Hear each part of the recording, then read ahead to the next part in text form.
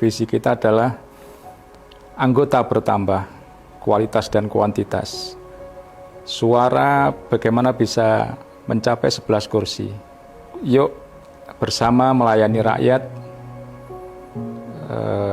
idealkan manajemen partai dan kepala daerah, kita menangkan. 5 hal itu yang sering saya ulang-ulang.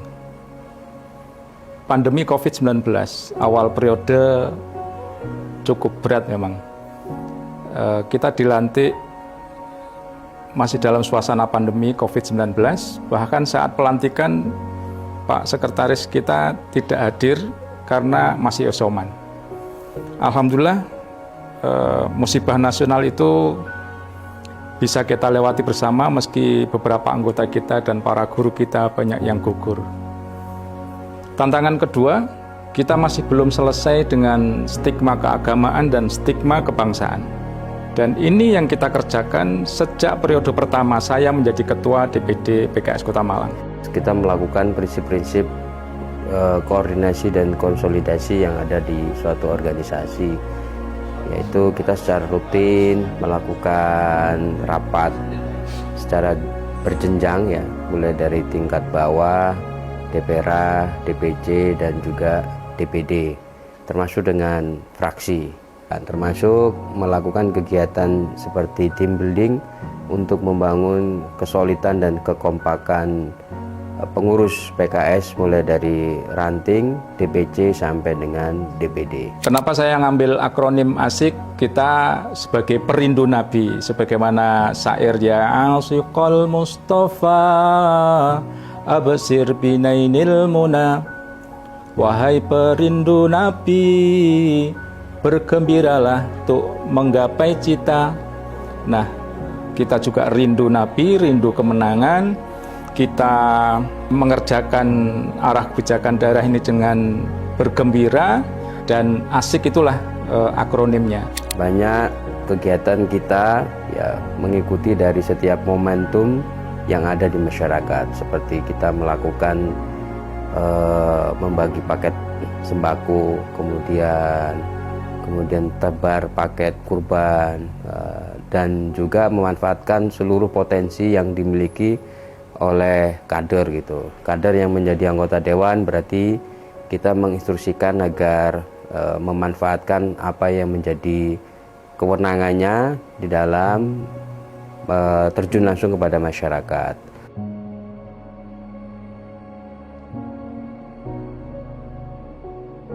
Capaian di periode ini semua membanggakan, baik capaian kaderisasi, struktural maupun kultural.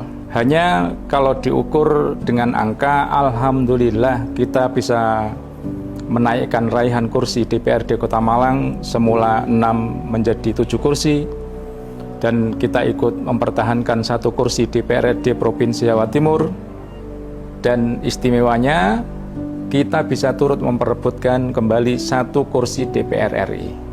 Alhamdulillah.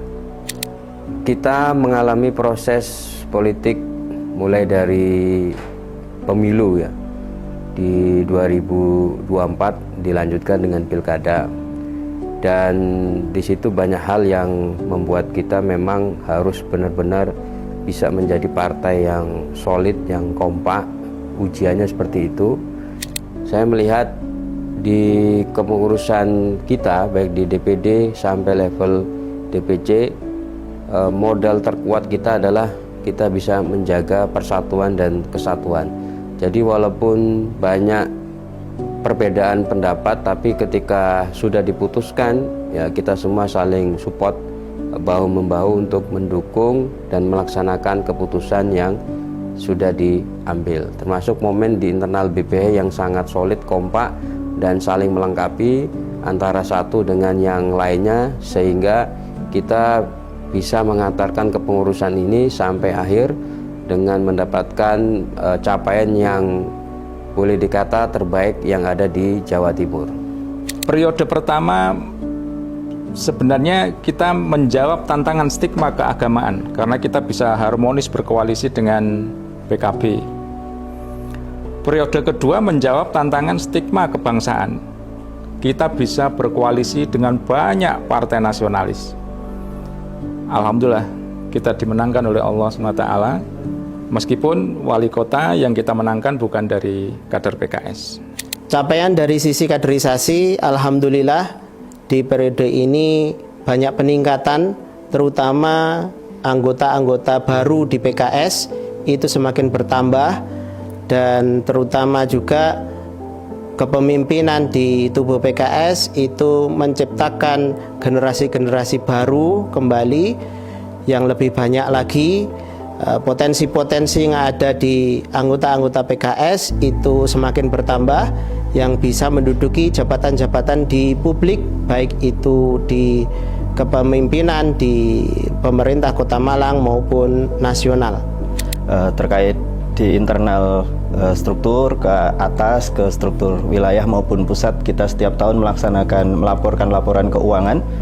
Yang untuk pemerintahan sendiri, kita juga setiap tahun melaksanakan laporan keuangan dari dana banpol yang kita terima, dan itu setiap tahun juga diperiksa oleh BPK, dan alhamdulillah kita senantiasa mendapatkan hasil yang baik, tidak ditemukan temuan-temuan.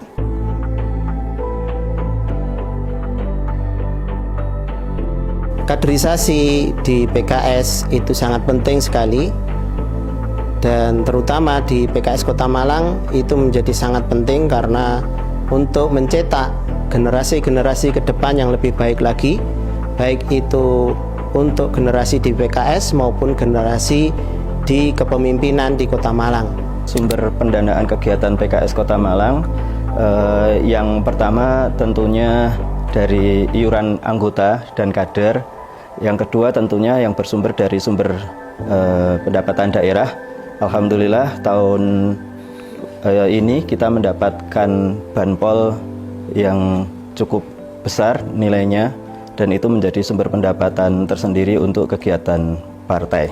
Tokoh dan kader yang inspiratif di Kota Malang, kita semuanya saya kira sudah memahami dan mengenal semuanya, yaitu Dr. Gamal Albin Said, yang beliau sekarang ini menjabat menjadi anggota DPR RI periode 2025-2030, yaitu kegiatan-kegiatan pembinaan, upgrading anggota, pelatihan-pelatihan, itu yang senantiasa kita prioritaskan untuk kemudian bisa dilaksanakan dengan baik dengan dukungan pendanaan yang baik.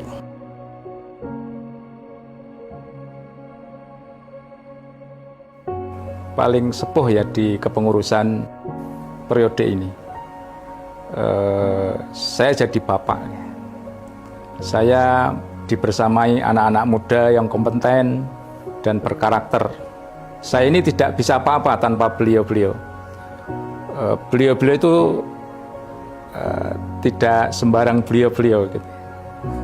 Menurut kami ya, yang paling berkesan adalah bagaimana dengan tempo waktu yang pendek ya, kita itu diminta untuk bisa memberikan yang terbaik, terutama ketika kita akan memutuskan di last minute siapa calon yang akan kita usung, mengingat ada dinamika di internal kita, sehingga kita akhirnya memutuskan untuk mendukung atau mengusung paslon yang lain. Seluruh tim yang ada di BK DPD PKS Kota Malang ini luar biasa. Mereka sudah bahu-membahu dan melaksanakan program-program kerja yang ada di bidang kaderisasi, dengan harapan semua kader itu bisa merasakan yang namanya pembinaan, kemudian semua kader bisa merasakan pelayanan, dan semua kader bisa merasakan menjadi bagian yang penting di dalam tubuh PKS itu sendiri. Ini cukup banyak sih, hampir setiap momennya berkesan buat saya. Momen berkesan ketika jadi bendahara itu bisa ketemu dengan teman-teman di Amanah Bendahara se-Indonesia ketika rakor tas bendahara di DPP. Itu buat saya pengalaman yang bisa mengenal banyak saudara-saudara yang baru.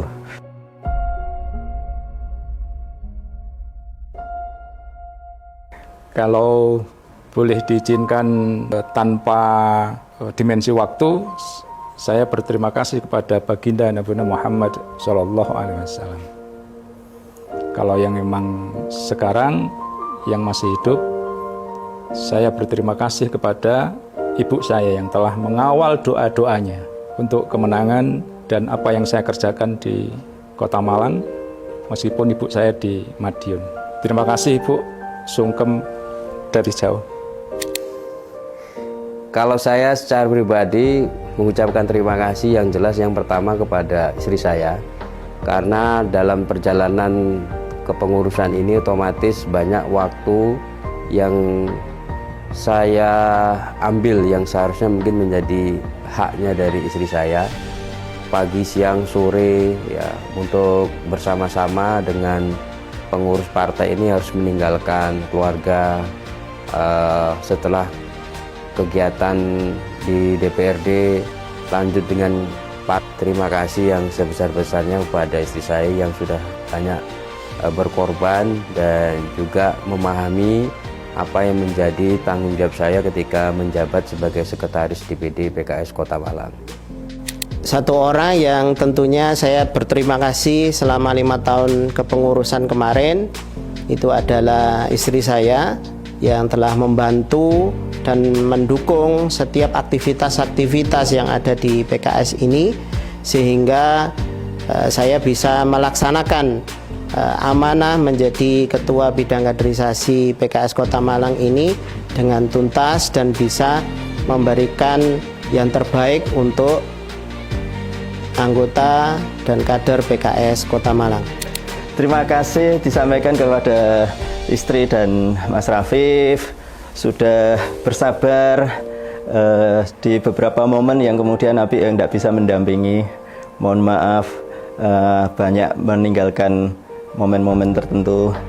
Terus kemudian terima kasih juga kami sampaikan, saya sampaikan untuk teman-teman pengurus BPH, Ustadz Joko, Pak Alwi, Pak Trio, dan teman-teman pleno DPD atas semua kebersamaannya.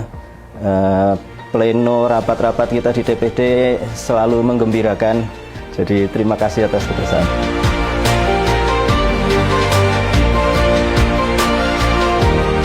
Saya Hernanto Joko Purnomo, Ketua DPD PKS Kota Malang periode 2020-2025. Saya pamit. Saya Trio Agus Purwono, Sekretaris DPD PKS Kota Malang periode 2020-2025. Saya pamit. Saya Alwi Hidayat ST sebagai Ketua Bidang Kaderisasi DPD PKS Kota Malang periode 2020-2025. Saya pamit. Saya Mirza Ahmad Purnomo selaku Bendahara DPD PKS Kota Malang periode 2020-2020. Saya pamit.